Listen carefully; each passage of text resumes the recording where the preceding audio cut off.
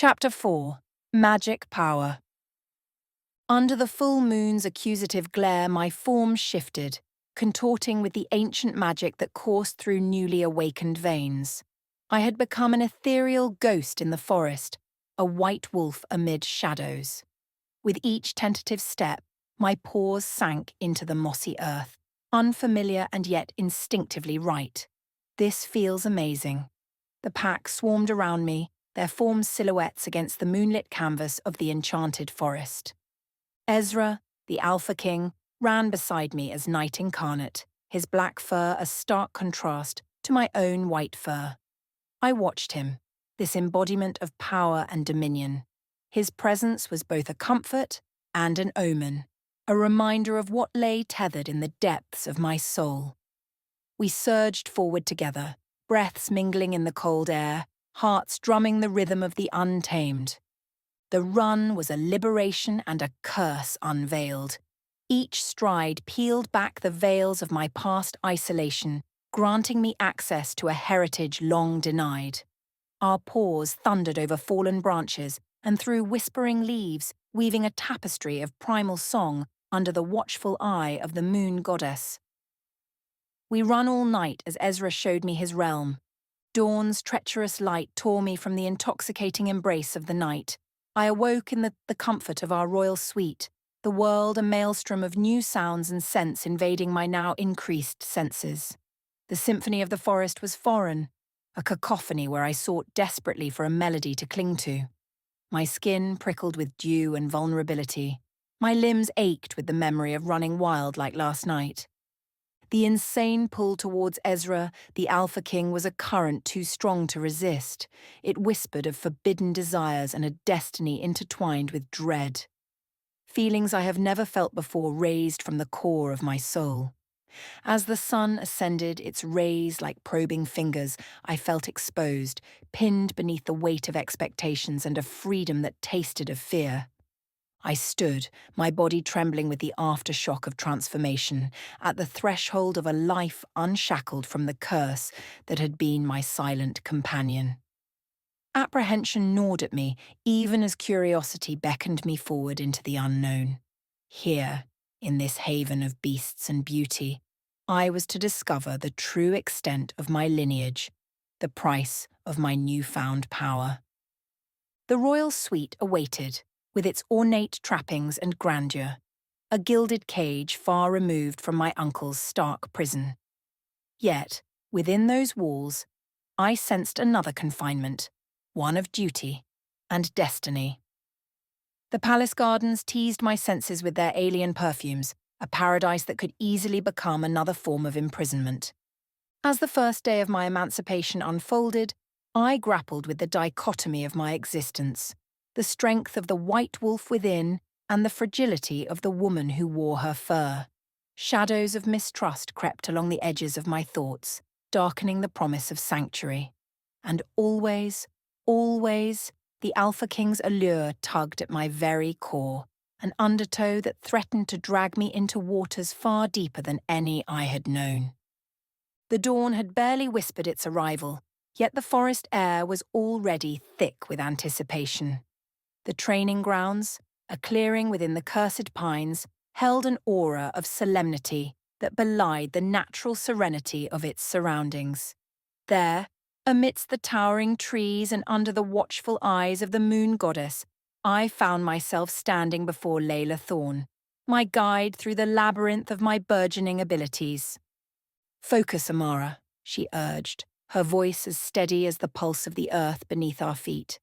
"Your body knows what to do. You must trust it." I nodded, the weight of her expectations pressing upon me like the dense fog that clung to the Enchanted Forest. Each attempt to harness the raw power that now coursed through my veins met with frustration. My limbs seemed to betray me, clumsy and uncoordinated, where once they had been agile and sure. "Again," Layla commanded, her patience unwavering as stone. With gritted teeth, I lunged forward, the primal instinct of the hunt awakening within. Slowly, the awkwardness began to fade, replaced by a grace I had only felt in my lupine form. Ezra's presence loomed at the edge of my consciousness, a dark sentinel whose gaze held both encouragement and a searing intensity that burned into my very soul. "Your strength comes from more than muscle and sinew," Layla continued, her words weaving through my efforts. "It is born of your heritage, a legacy that flows like the ancient rivers of this land." As I moved, her tales of werewolf society unfurled around us, each revelation intertwining with my physical exertions. She spoke of the pack's hierarchy, the sacred bonds that forged our unity, and the reverence for those who bore the white fur, a symbol of purity and magical power. "Your lineage is significant, Amara. It is why the pull to Ezra, your Alpha King, is so potent and strong." Her blue eyes held mine, reflecting a truth that resonated deep within. "The mate bond is not merely physical. It is the moon goddess's design, a joining of souls meant to lead and protect together."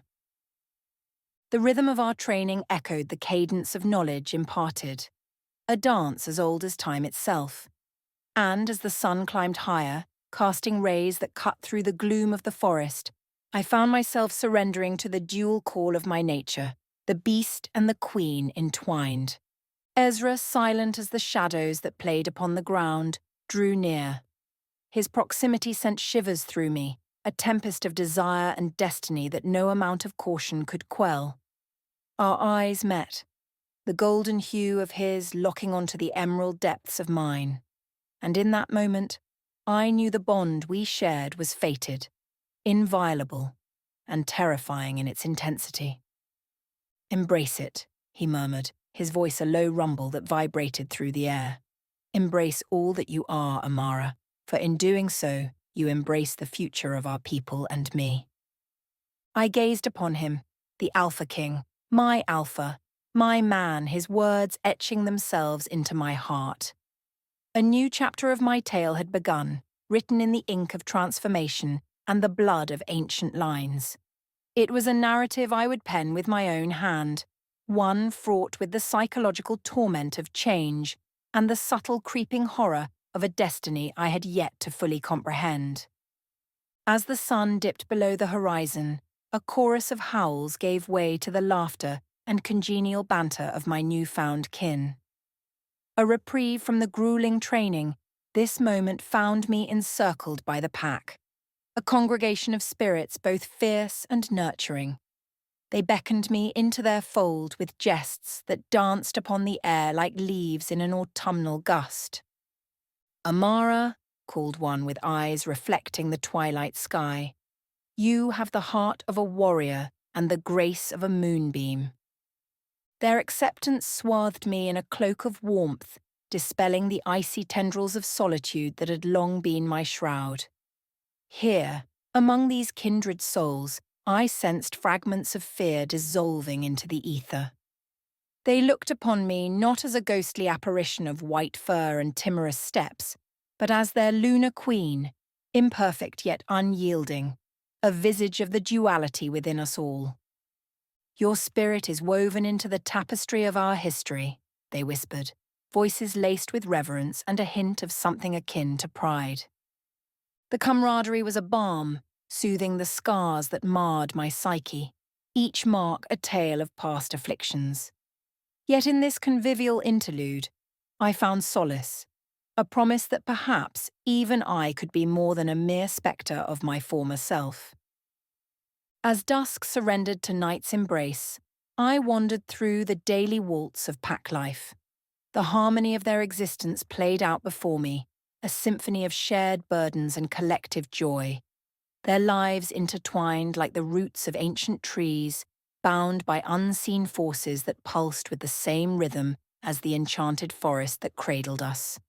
I observed them, these phantoms of my present, as they moved with a purpose that belied the shadows lurking just beyond the light of our fires.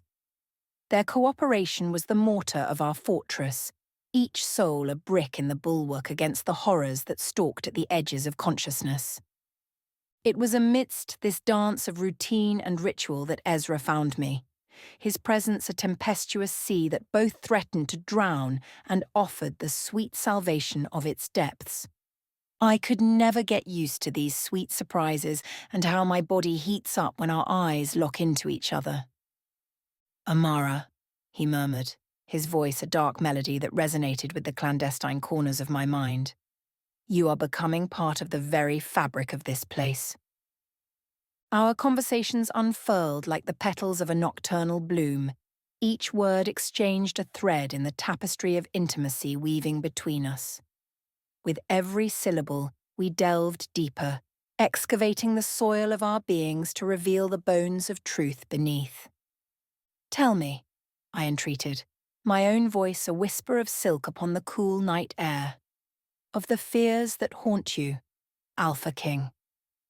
And he did. His confession spilled forth, a river of vulnerability that coursed through the forbidding landscape of his soul. It was in these moments of raw honesty that the distance between us seemed to collapse, the mate bond pulling taut like a bowstring ready to release its arrow. Yet amidst this growing closeness, a shadow lurked, a harbinger of the tribulations that awaited us. For though the pack's embrace had soothed the beast within, the spectre of my own demons danced just beyond reach, an ever-present reminder of the darkness that lay coiled within the recesses of my heritage. The psychological torment of change gnawed at the edges of my resolve, a creeping horror that threaded through the sinews of my existence. But in the forge of adversity and the crucible of Ezra's gaze, I felt the stirrings of power, a nascent magic that whispered of things yet to come. The moon hung low, a pale spectre in the ink-black sky, its light casting silver threads across the royal suite's resplendent surfaces.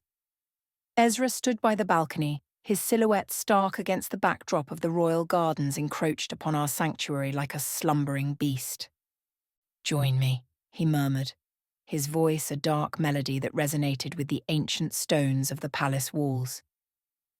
I approached, my heart a drumbeat syncopated to the rhythm of an unseen terror. As I stepped into the embrace of the night air, his hand found mine, strong and affirming. There was a comfort in his touch, a paradoxical solace that both anchored me to this world and threatened to unravel the fabric of my being. "Look at the forest behind the palace walls, Amara," he prompted, his golden eyes reflecting the lunar glow. "It is alive, whispering secrets only you can understand." I gazed upon the shadowy expanse, feeling its pulse intertwine with my own, a symphony of natural communion that spoke of power and potential. "Is it true?" I asked, my words feather-light, "that the forest responds to my call?" "Indeed," he confirmed, pulling me closer. "There is a magic within you, burgeoning beneath the surface, waiting for your command." Our conversation, woven with threads of curiosity and longing, unraveled the layers between us. With each shared truth, the mate bond tightened, drawing us into an inexorable dance of intimacy. His lips found mine, igniting a fire that spread through my veins, consuming all rational thought. "I want make you mine," Ezra whispered. I looked into his eyes and answered, "My whole existence is yours, Ezra." Ezra kissed me deeply and asked to mark me and be his forever. Layla explained the mate bond and the marking, and I was eager to find out what was waiting for me, but Ezra took me out of my slumber and said, "Not yet, little moonlight." He picked me up and carried me to my bed like a princess. It feels good to have his strong arms cupping my body like a baby. He kisses me goodnight before he leaves me alone.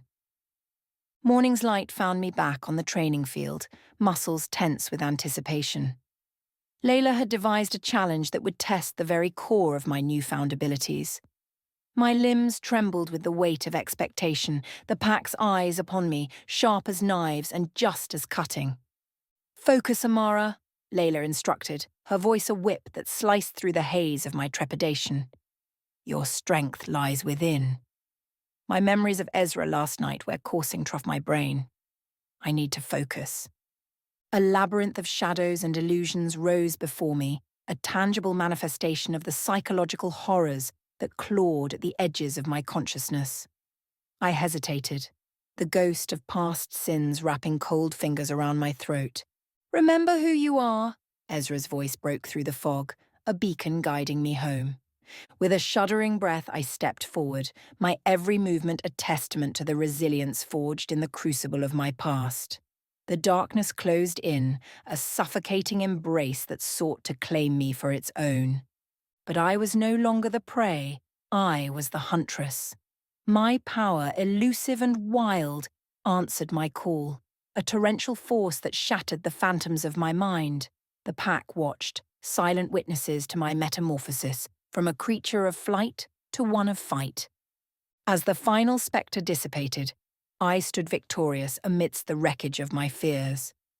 Layla nodded, her approval a subdued whisper in the cacophony of my triumph. Ezra approached, pride etched in the lines of his face. "You have conquered more than shadows today, Amara.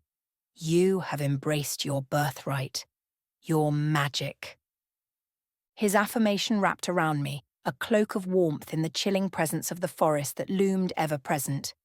Yet, as I looked upon the towering pines and felt their ancient energy resonate with my soul, I knew the true horror lay not in the darkness of the woods, but in the uncharted depths of my own power. The moon watched, a silent guardian, as I resolved to wield this gift, this curse, with a determination that would either illuminate the path ahead or engulf us all in its destructive blaze. The remnants of my fear dissipated like mist under the moon's caress as Layla approached, her stride a testament to the warrior she was. Her eyes, fierce yet kindled with pride, locked onto mine. "Amara," she began, her voice a melody that danced upon the cool evening air. "You've surpassed what I envisioned for today's challenge. Your spirit, it is indomitable."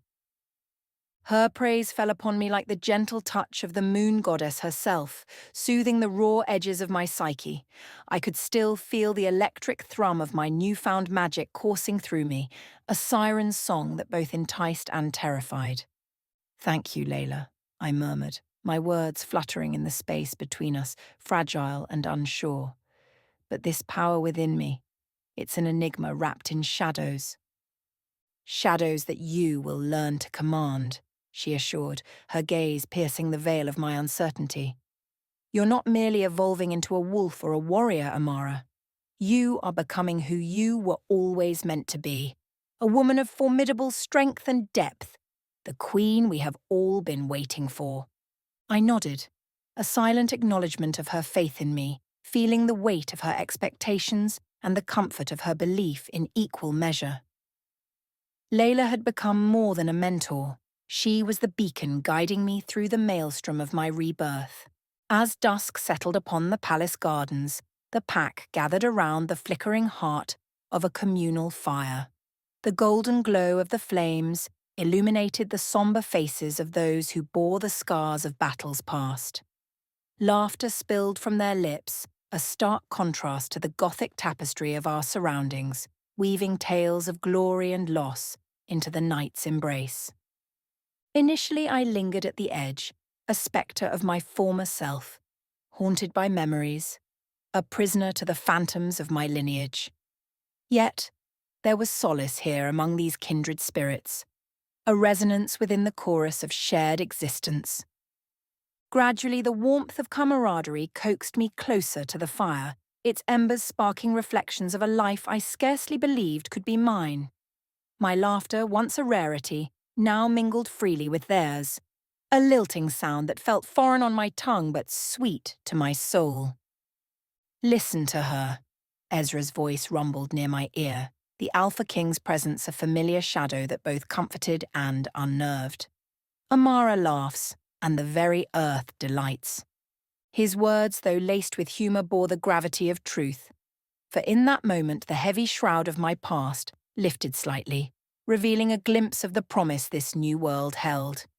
The pack's stories continued to unfurl, each one a thread in the rich tapestry of our shared history. And as the fire crackled, its sparks ascending to join the stars above, I too became part of the narrative, a fractured soul seeking redemption amidst the spectral beauty of this haunted realm.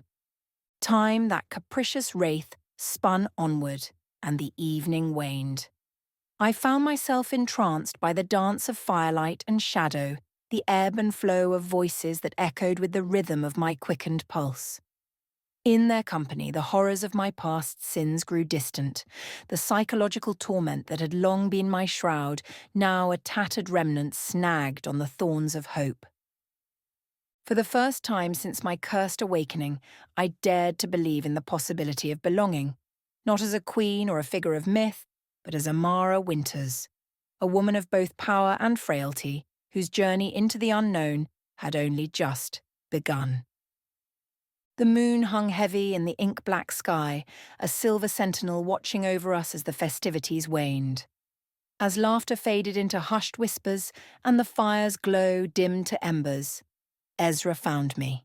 His golden gaze held mine, a beacon amidst the encroaching darkness of the Ottoman palace gardens. "Walk with me," he asked, his voice a deep thrum that resonated within my bones. Together we strolled beneath the shadowed boughs, the world around us holding its breath. The majestic trees stood as silent witnesses to our solitude. I felt the weight of his presence, an anchor tethering me to the here and now. "Sometimes," I began, my voice barely louder than the rustle of leaves underfoot, "I fear this is all an illusion, that I'll awaken to find myself ensnared once more in my uncle's cruel clutches." "Amara," he replied, his tone softening, warm like the caress of a summer breeze against my cheek. "You've been through trials that would break lesser beings, yet here you stand, fierce and unyielding." His words were a balm to the festering wounds of my past. In him, I saw not just my Alpha King, but a kindred spirit grappling with the spectre of loneliness. We shared scars, invisible marks etched upon our souls by life's relentless blade. "Tell me, Ezra, what dreams haunt the sleep of a king?" I asked, daring to peel back the layers of his guarded heart. He paused, his silhouette framed by the pale moonlight. "My dreams are of peace for my people, for my lands, and for a queen who might one day stand beside me, strong enough to share the burden of a crown." His admission stirred something within me, a longing intertwined with trepidation. Could I be the woman he envisioned? With each step, the magnetic pull between us intensified, drawing us together as if bound by an unseen thread. In the quietude of the garden, surrounded by the whispered secrets of ancient plants, the distance between us vanished. Our lips met in a kiss that spoke of yearning and promise. It was a communion of spirits, a mingling of shadows and light. As his hands explored the contours of my body, reverence tinged his touch. The night air grew thick with desire, each breath a prayer to the moon goddess, who watched over us. When he laid me down upon a bed in one of the private palace gardens connecting to our royal suite, the earth itself seemed to embrace us, cradling our union in its primeval grasp. I lost myself in ecstasy.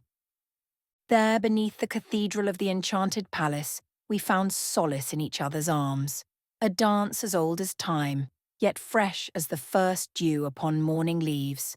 He drowned me with his love, an indelible bond that seared into my flesh and soul, a claim that whispered of eternity.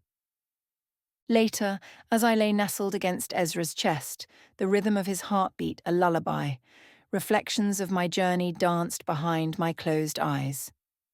I had emerged from the chrysalis of my former life, battered yet unbroken, into a realm where magic pulsed through every vein of the land. A newfound hope flickered within me, like the first glimmer of dawn dispelling the terrors of night. I would face the challenges that awaited with a fierce determination, ready to embrace the heritage that flowed like potent wine through my veins. "Tomorrow," I promised myself as slumber beckoned, "I will rise." not just as Amara Winters, but as she who commands the forest's whisper and the wolf's devotion. I will rise as Lunar Queen. And with that vow cradled close, I surrendered to dreams, where even the darkest horrors dared not tread. As the remnants of night clung stubbornly to the edges of dawn, I awoke from the tender embrace of dreams into a world that seemed both achingly familiar and irrevocably altered. The scent of flowers and earth filled my nostrils, mingled with the intoxicating smell of my mate, fresh-cut wood, and a slight tint of earth. With Ezra's warmth a phantom at my back, I rose from my sleep, feeling the pull of destiny like a spectre's fingers upon my spine. The forest whispered secrets in a language my human ears had never known, but my wolf understood as instinctively as the hunger for the hunt. The power coursing through me was a living thing, a serpent coiling in the pit of my belly, waiting to be unleashed. I stepped out onto the dew-soaked grass, the regal den behind me a silent witness to the metamorphosis that wrestled within my soul. The eastern citadel, with its minarets pointing accusingly at the heavens, loomed above, a testament to power, yes, but also a mausoleum of untold stories, of lineages forgotten and magic stifled. Discover who you are, Amara, I whispered to myself. Unearth the lineage that has thrived in the shadows, the power that has slumbered beneath layers of dust and deceit. The very air seemed to shiver with anticipation, or perhaps it was a shudder of fear. For in this new chapter I sensed not only the promise of discovery, but also the spectre of dread. The magic in my veins, an inheritance from a time when the moon commanded far more than the tides, demanded a reckoning. It was a force that would not be tamed lightly, a tempest cloaked in the guise of a zephyr. My heart, still raw from the ecstasy and torment of the night prior, beat a dirge for the innocence I'd shed. I could no longer cling to the naivete of the girl who stumbled through the woods, cursed and alone. Now, as Lunar Queen, my very existence was a beacon for unearthly powers and ancient entities that watched from the darkness, their eyes aglow with malice, or perhaps merely curiosity. With every step I took toward unraveling the mysteries of my heritage, I felt the oppressive weight of the past sins of those who came before me. Would their transgressions become my own? Was I fated to repeat the cycle, or could I carve a future from the bedrock of bygone eras? Let them come, I breathed into the chill morning air, my voice a mere wisp of defiance.